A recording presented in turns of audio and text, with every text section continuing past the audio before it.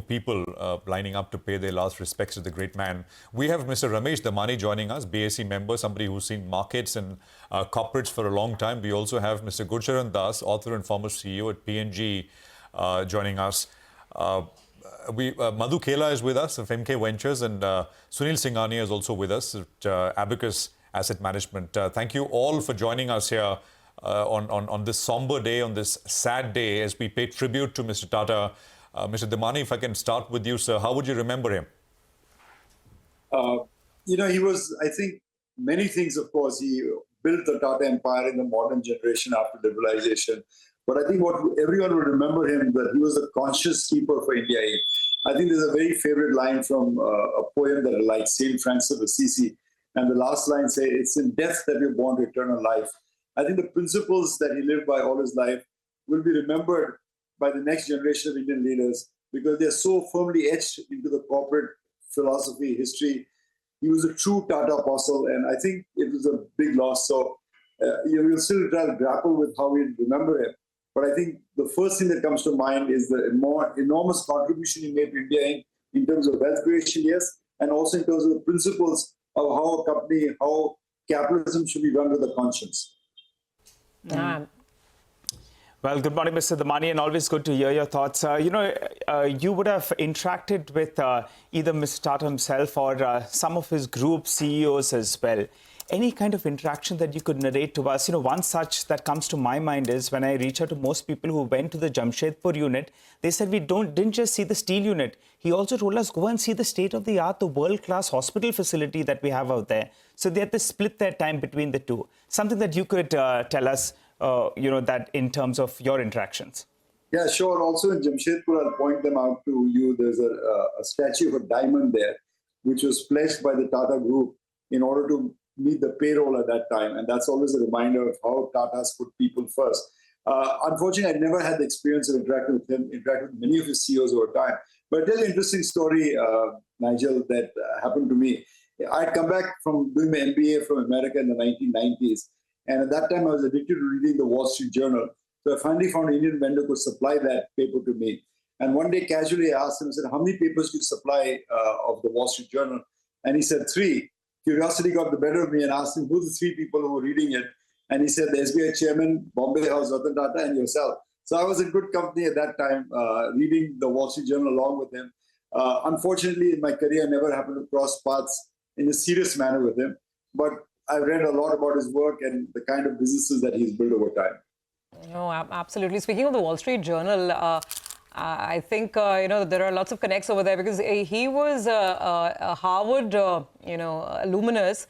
And I think the story goes that he did have a job offer from IBM right out of school. But obviously, that was not of interest. He decided to come back here, back home in the 60s. And, his first brush with the group formally was with the telco where he worked on the shop floor. So that's how it was all built. The story was built ground up. Mr. Gurcharan Das is also with us. So great to have you in this conversation. You tell us your recollection, thoughts, images and impressions of the man that we are discussing today.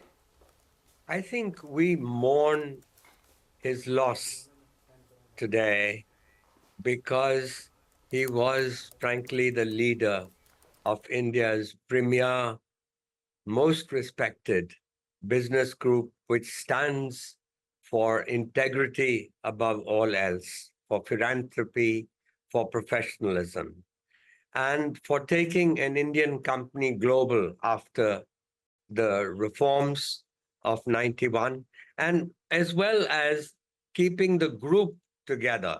Because, when JRD passed away, we had these satraps who were running Tata Steel, Tata Chemicals, Tata Hotels.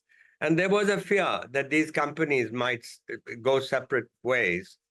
And it was to his credit that he kept them together. But for me personally, I knew him briefly. It's through several encounters. I was a member of one of the Tata boards. And what struck me about him was his modesty. He was a shy man and who loved his pets. I mean, once he had his dog with him. and you could tell the very human quality that he brought. But then he also was ambitious because the acquisition, particularly of Land Rover Jaguar, I think was an important step in the rising of India Incorporated. And as Mr. Damani said, he was the conscience keeper of India Incorporated. That's why we are proud of him.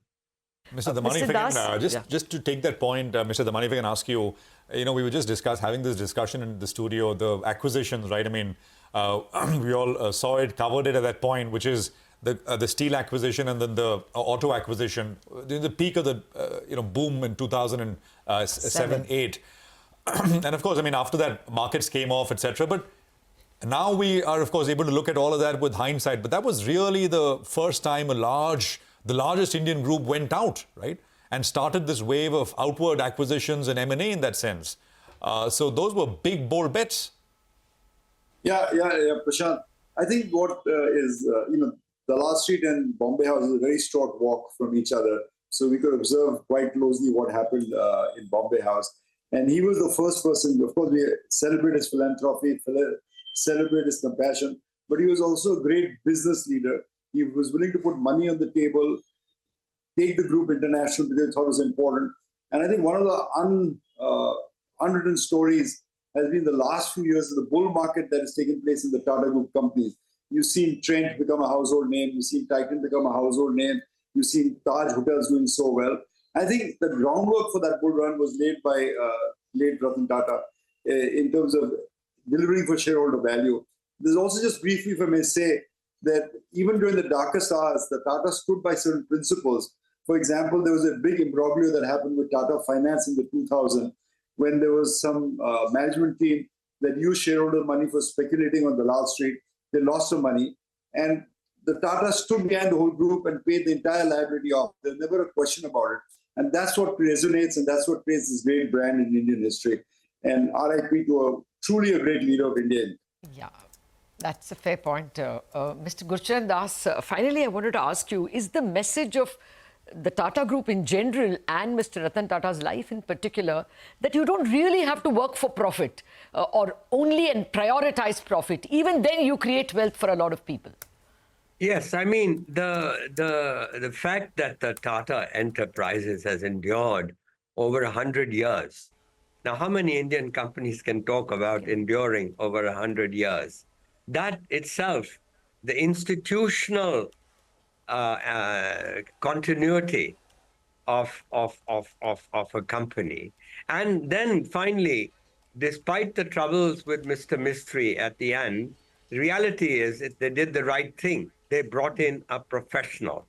And Indian companies should learn from that it's not just families who should run. We don't want dynasties as we are having dynasties in our politics. We want the best person to run the company, whether he is the son or the nephew or a total professional. So professionalism is where the future of Indian business lies. And it's so nice to see that now we have a professional running the Tatas, and I think that's going to continue for another 100 years. Well said, sir. Thank you so much for joining in and sharing your thoughts. You, as well as Mr. Damani, really appreciate it on this morning. What a man who could combine humility with such aggression and, of course, have integrity as the bedrock of it all. Sunil Singhania of Abakkus Asset Management is also with us. Sunil, come in with your thoughts. We were discussing the kind of wealth that's been created. And come in on this, sometimes this disconnect. There's either search for profits, search for aggressive growth, or there is, doing the business the right way. I mean, the RBI highlighted this in a very different context yesterday after during the policy. Your thoughts on the legacy that Mr. Tata leaves behind? I think it's a sad day for all of us in India, and particularly the corporate and the finance world. But I think if you can just summarize, I think Ratan Tata was a person whom my father respected, my generation adored, and I'm very sure the next generation also will look in awe. And there are very, very few people who would have that kind of a long legacy. The other thing is, it was not only about a particular sector, So Tata started with the brick and mortar sector, but see how well they have transformed. They have seen how India is transforming, and the group has also transformed. And that is where leadership comes very, very handy. You have technology, Tatas are there. You have retail, Tatas are there. You have every new sector, I think Tatas are there. And I think that is what is a hallmark of a forward-looking leader. The other thing is, Ratan Tata, I would say, was the one who gave confidence to Indian corporates to look beyond India and to think big. Acquisitions of $10, $20 billion, you need really, really guts to pull them off. And as you rightly said, I think profit comes if you are good and if you think long term. And I think that is what the whole ethos of Tata's has been. And I think a salute to him for continuing with that and laying the foundation where even after him, it would be impossible for anyone to deviate from that. I think it's a combination of a lot of things, and I think hats off to what he has done.